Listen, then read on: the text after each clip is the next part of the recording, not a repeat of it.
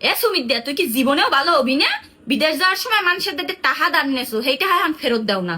মানুষে আইয়া মোকো খামার দেয়, সারাদিন মোগো লাগে ঝগড়াঝাড়ি হরে, টাহা দাও না কিনলো কি তুই? হ্যাঁ আরে আফা, টাকা পয়সায় সমস্যা, এই দেশে কাজ কাম নাই, হ্যাঁ গো কয়েকটা দিন ধৈর্য ধরতে কন। তুই বলে আগে ফোন ধরো না, নাম্বার ব্ল্যাক লিস্টে হালাই রাখছো।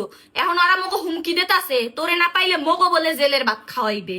এ জেলে নেওয়া এত সহজ? আর নেলে একটু যাইবেন, ঘুরে ফিরে আইবেন, এক্সপিরিয়েন্স হইবে। বাইরের চাইতে জেলে শান্তি বেশি।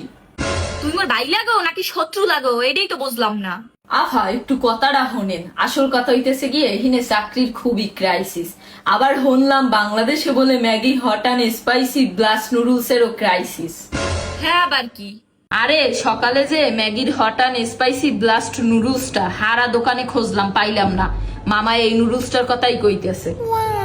হয় নতুন নুডলস বাইরেইছে, বাজারে পাওয়া যায় না, কি একখান অবস্থা। আহা, দুনিয়াটাই এখন ক্রাইসিস, যা চাই ইহা পাই না। তোমরা যদি বাংলাদেশে পাও মলিগে সৌদিতে কয়েক প্যাকেট পাঠাই দিও। ওয়াল্লা, তুই না কইলি তুই এখন ইউএসএ থাহো।